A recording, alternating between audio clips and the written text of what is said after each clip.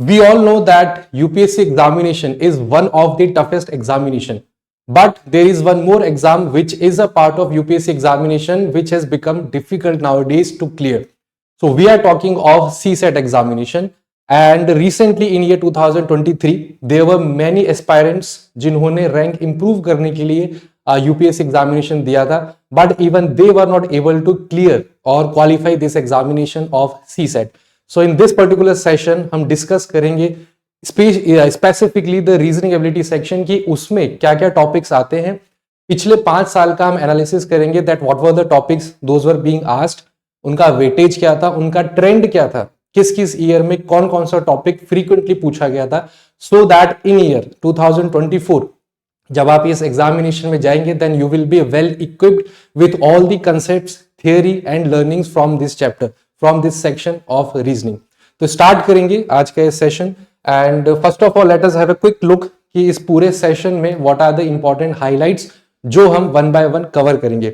Moving forward पहले हम exam pattern देखेंगे, सिलेबस वगैरह क्या है क्या नहीं है. Then we will go towards the official notification जो 2023 का था, उसमें क्या चीजें आई थी, कितना सिलेबस वहां पे बताया गया था, उसमें और क्या क्या चीजें थी जो मिसिंग थी, जो हम सबको पता होनी चाहिए, specially if you are appearing in 2024.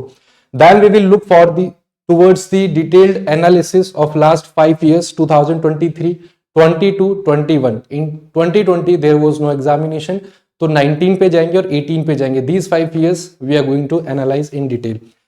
Then most important part is there was some hidden questions.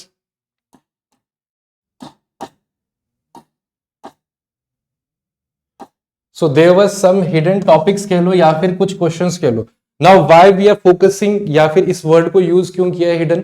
Because काफी सारे ऐसे questions आए थे, हमने सैंपल के तौर पे भी लिए. towards the end सबसे लास्ट में देखेंगे जो कि आप क्लियरली नहीं कह सकते कि सर ये रीजनिंग का क्वेश्चन है या ये क्वांट का क्वेश्चन है. तो ऐसे क्वेश्चंस भी प्रैक्टिस हम करेंगे which are neither a part of reasoning और क्वांट. केवल आपकी जो एक प्रॉब्लम सॉल्विंग स्किल है, कितने अच्छे से आप किसी भी गिवन क्वेश्चन को स्टडी करते हैं, उसका मीनिंग, उसमें हिडन मीनिंग क्या है, अप्रोच क्या है, कंसेप्ट क्या है, कितने अच्छे से उसको एनालाइज करते हैं, क्वेश्चन को कैसे सॉल्व करते हैं, तो वो चीज भी हम देखेंगे. सैंपल के तौर पे मैंने 2 क्वेश्चंस भी लिए. सो वन बाय वन सारी चीजें ये डिस्कस करेंगे. And I am 100% sure that towards the end of the session आपको रीजनिंग से जो इंपॉर्टेंट टॉपिक्स है, डिटेल्ड सिलेबस, कौन से क्वेश्चन इंपॉर्टेंट है 2024 के लिए, आपको किस तरीके से कौन से टॉपिक्स प्रैक्टिस करने हैं, सारी चीजें क्लियर होंगी. And that will help you in clearing the CSAT examination. आगे बढ़ते हैं, लेट्स सी. तो सबसे पहले यूपीएससी सीएसई जो कि आपका एग्जामिनेशन होता है, एक बार एग्जाम पैटर्न हम देख लेते हैं. So talking of the exam pattern, exam में आपका प्रीलिम्स है, मेंस है, फॉलोड बाय इंटरव्यू. प्रीलिम्स की अगर हम बात करें सो 2 पेपर होते हैं आपके, पेपर 1, पेपर 2. पेपर 1 जो है आपका जीएस का होता है, पेपर 2 इज ऑफ सीसेट. ठीक है, ये जो है आपका this is qualifying in nature. तो यहां पे कंडीशन ये है कि जब आप इसको क्वालिफाई करेंगे, राइट, देन ओनली आपका पेपर 1 चेक होगा. एंड फाइनली अगर आप यहां पे अच्छा स्कोर करते हैं, right, then you will be promoted और you will be allowed to appear in the mains examination. तो इसको क्वालिफाई करना, इसके मार्क्स ऐड नहीं होंगे. ठीक है, जो मेरिट लिस्ट बनेगी that will B purely based on paper 1. लेकिन पेपर 1 आप एलिजिबल तभी होंगे जब आप इसको क्वालिफाई करेंगे. So this has become one of the important section कह लो या फिर पेपर कह लो which every aspirant has to clear, qualify करना है. देन फॉलोड बाय मीन्स, 2 आपकी क्वालिफाइंग पेपर्स होते हैं मेंस में, and there are 7 merit papers जिनसे मेरिट बनेगी. Then followed by interview. तो ओवरऑल पूरे एग्जाम प्रोसेस में यूपीएससी के सीसेट का क्या रोल है, कहां पे पूछा जाएगा, किस पेपर में, वो आपको बताने के लिए ये चीजें मैंने आपसे शेयर की. ठीक है, मूविंग फॉरवर्ड और इंपॉर्टेंट चीजें देखते हैं. Now specifically speaking of CSAT examination, अगर मैं सीसेट एग्जामिनेशन की इस पेपर की बात करूं तो यहां पे यू विल सी मैंने एक स्क्रीनशॉट लगाया है. This screenshot is from 2023 official notification, right. जो 2023 का ऑफिशियल नोटिफिकेशन था, एज इट इज सारी चीजें गिवन थी. So I have used that notification. बहुत रेयर चांस है कि 2024 में you might see some changes. तो अगर उसको हम अवॉइड करें कि लगभग सेम ही पैटर्न रहता है, so again this year you will be given this pattern. अब यहां पे अगर हम देखते हैं, सो दिस इज पेपर 2, जैसा मैंने आपको बताया था, टोटल 200 मार्क्स है, ड्यूरेशन इज टोटल 2 आवर्स की ड्यूरेशन आपको मिलती है। यहां पे हम देखिए comprehension, interpersonal skills, communication skills, logical reasoning, analytical reasoning, decision making, problem solving, general mental ability, then ये आपका क्वांट का हो गया, basic numeracy, numbers and their relations and so on. तो if I speak of reasoning section, ये 3 इन्होंने आपको सब टॉपिक्स दे दिए, राइट, कि आपका लॉजिकल रीजनिंग, एनालिटिकल रीजनिंग हो गया, decision making, general mental ability. लेकिन इसमें कौन कौन से टॉपिक्स हैं, they have not mentioned in the notification, right. So if you have not appeared in the previous years और आप प्लान कर रहे हैं 2024 to appear in the examination, एक बार 2023 का नोटिफिकेशन आप डिटेल देखना, you will see same structure which is being written over there. इनको डिस्क्राइब डिटेल में नहीं बताया गया है कि इसमें what you have to study, तो वो एक मिसिंग पॉइंट है, राइट। हम सबको पता होता है सीसेट एग्जामिनेशन है, तैयारी करनी है, क्वांट है, रीजनिंग है, इंग्लिश है, but what are the topics those we have to study, वो हमें यहाँ नहीं पता होता। तो सबसे मेन प्रॉब्लम स्टूडेंट्स के सामने यही आती है कि सर आप कह रहे हैं तो हम तैयारी करेंगे नो डाउट सीसेट की, लेकिन what to study, from where to study and how to study, ये 3 चीजें हमें नहीं पता है। तो उसी चीज को क्लियरिफाई करने के लिए सेशन है। आपको यहाँ सिलेबस हम बताएंगे, रीजनिंग का एनालिसिस भी बताएंगे, सारी चीजें आपको क्लियर हो जाएगी, ठीक है। चलिए मूविंग फॉरवर्ड, ये आपका हो गया सी सेट का आपका एग्जाम पैटर्न आपने देख लिया। नाउ ये आपका ट्रेंड है, right, this is your trend. जो लास्ट 5 इयर्स जो मैंने आपको बताए थे एक बार देख लीजिए, right, starting from 2023, 22, 21, there was no paper in 2020, 19 और 18, ठीक है। अब आपने देखा था that in this examination total 80 questions were there. अब इस 80 क्वेश्चंस में भी there is no distribution as if how many questions will be there from quant, reasoning या English, fix number of questions नहीं है। Each year it has been changing. You can see from here. So in 2023, total 13 questions were there from reasoning. एक साल पहले जाते हैं 22 में 16, 18 in 2 consecutive years 21, 19, 18 में आप देखते हैं तो 21. So we can see that number of questions has been decreasing. अगर हम 5 साल का एनालिसिस डेटा देखें तो from last 5 years number of questions have been increasing, but फिर भी on an average आप 15 से 20 questions you can expect. You can see the data.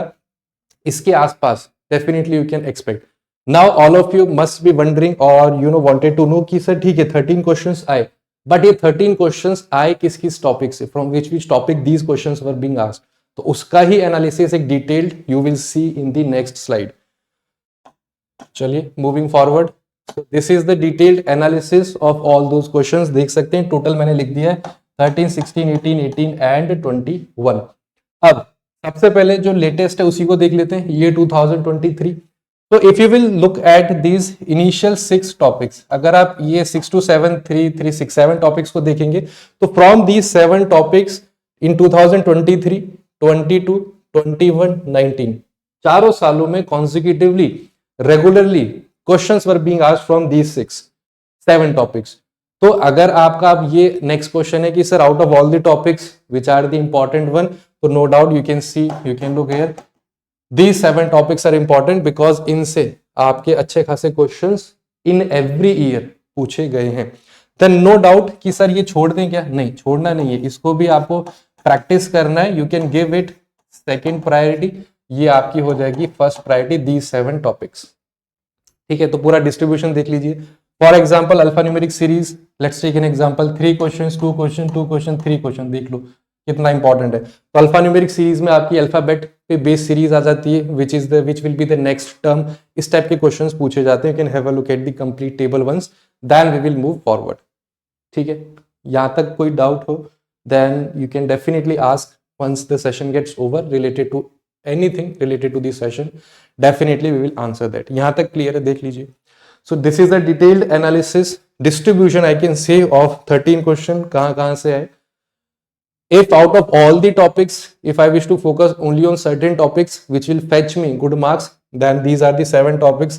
continuously every year. You can see the questions, and of course इनको छोड़ना नहीं है. These topics also we have to practice so that अगर आ जाता है, you can see in 2023 there is no question from these topics, so it might be a possibility that in year 2024 the examiner will surely ask from these topics as well. तो हमें तो हर चीज prepare करनी है, but look taking into consideration that you have a limited amount of time, so initially you can devote some hours to these topics given priority 1, then followed by these. ठीक है, चलिए moving forward. Now main thing that you must have seen on the thumbnail, and मैंने आपको बताया भी था that there are many questions asked regularly in every year. Those are not a directly part of reasoning. वो उसको आप देख के, फॉर एग्जाम्पल इसे देखिए, इसको आप रीजनिंग में भी कंसिडर नहीं कर सकते, क्वांट में भी नहीं कर सकते. This is just a question that checks your mental ability, that how well you are in reading and understanding the question. Now one more thing I would like to add, examiner in CSET does not want you to do laborious calculations या फिर बहुत बड़ा सा कोई question दे दिया, नहीं. Examiner just wants to check how well you are aware of the concept. आपको basic जो कंसेप्ट पता होनी चाहिए. You should be aware with the concept. आपको पता होना चाहिए how to solve, how to interpret the data. Data को किस तरीके से एनालाइज करना है. लंबी कैलकुलेशंस एग्जामिनर नहीं चाहता. Now let's focus on this question 1. एक बार पढ़िए. Each digit of a 9 digit number, एक 9 digit का नंबर है, उसका हर डिजिट 1 है. Then that number is being multiplied by itself. फिर आपको सम ऑफ डिजिट्स बताना है रिजल्टिंग नंबर का. अब थोड़ी सी कैलकुलेशन है, आप सोच सकते हैं सर ये तो क्वांट का टॉपिक है, बट अगर मैं आपसे पूछूं क्वांट में कौन सा टॉपिक है, तो वो आप नहीं बता पाएंगे. Normal questions based on your reasoning skills, mental ability की, कि आप कितनी तरीके से क्वेश्चन को इंटरप्रेट करते हो. अब यहाँ पे अगर आप ये सोचो कि यार एक काम करते हैं, 9 डिजिट का नंबर है, 1 2 3 4 5 6 7 8 9, इसको मल्टीप्लाई कर लो 1 2 3 4 5 6 7 8 9, जो आंसर आएगा उसका डिजिटल सम कर दो. ठीक है, लेकिन ये अप्रोच गलत है. Examiner do not want you to do such laborious calculations. वो चाहता है कि आप थोड़ा स्मार्ट तरीके से सोचें और इसका आंसर दें. अब इसको क्या करना है, यहाँ पे आपको मेजरली सभी क्वेश्चंस में एक कोई ना कोई पैटर्न फ्रेम होता है जो आपको आइडेंटिफाई करना है. फॉर एग्जाम्पल अगर मैं बताऊं, आपको पता है what is the square of 11, it is 121. अगर आप 111 3 बार 1 का स्क्वायर निकालते हैं मल्टीप्लाई बाय इटसेल्फ, तो आपका आंसर आ जाएगा 1 2 3 2 1. ठीक है, सिमिलरली अगर आप 4 बार 1 लिखते हैं, उसको मल्टीप्लाई करते हैं 1 2 3 4, 4 के बाद डिक्रीज 3 2 1, यही आंसर आएगा. You can cross check later. तो मुझे पता है कि in the question it's saying 9 times 9, उसको multiply by that number only. तो मेरा जो आंसर आएगा दैट विल बी 1 2 3 4 5 6 7 8 9, फिर डिक्रीज कर दो 8 7 6 5 4 3 2 1. डायरेक्ट आंसर मुझे पता है, इसका मुझे बस सम निकालना है, sum of all the digits, that will be your answer. तो just by reading the question, if you are following this method, absolutely wrong. Examiner चाहता ही नहीं है that you should solve this question by this method. Examiner wants you to recognize the pattern and then solve it directly. एक question जो neither you can place it in quant nor in reasoning. ठीक है, एक बार देख लीजिए. Let's move on to next question. I have so this was from 2023. एक और क्वेश्चन देख लेते हैं which is from 2022. ठीक है, अच्छा सा क्वेश्चन है. On one side of a road, 1.1 kilometre की एक रोड है, 101 plants you need to plant at equal distance, मतलब इक्वी डिस्टेंट है. What is the total distance between 5 consecutive plants? Very easy, conceptual, directly based on your mental ability, reasoning skill, data interpretation skill, कितनी अच्छी तरीके से आप इसे समझ सकते हैं. अब देखिए, what is the total length? अगर मैं इसको मीटर में कन्वर्ट करूं तो इट विल बी 1010 मीटर्स. ठीक है, अब देखिए, इफ आई हैव 5 प्लांट्स, अगर मेरे पास 5 प्लांट्स हैं, 1 2 3 4 5, ठीक है, 5 प्लांट्स हैं, इसके बीच में जो गैप है कितने होंगे? 4 होंगे, 1 2 3 4. That means if they are 10 plants, तो उनके बीच में जो गैप है those will be 9, always 1 less.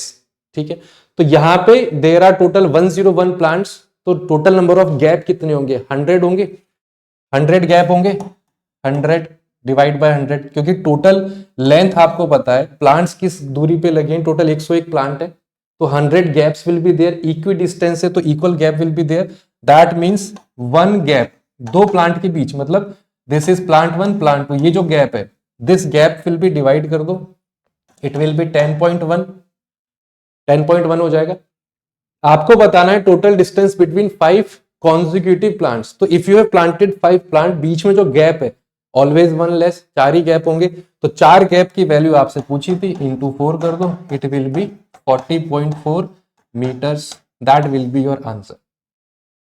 So I hope all these two questions are clear, which are neither a part of reasoning nor a part of quant, but ऐसे questions आते हैं to check your mental ability, how well you are aware with the reasoning skill, कितने अच्छे से आप data interpret कर सकते हैं, इस पे बेस्ड क्वेश्चंस होते हैं, right? So we'll just wind this session. I hope everything is clear. Now you very well know what is the syllabus of reasoning ability in your CSET examination, what are the important topics priority wise, what is the total number of questions those have been asked in the previous year and from which topic, and you are also aware of some questions which neither frame a part of reasoning nor quant, based on general ability, reasoning ability कितनी आपकी अच्छी है, कितने अच्छे से आप data को पढ़ सकते हैं.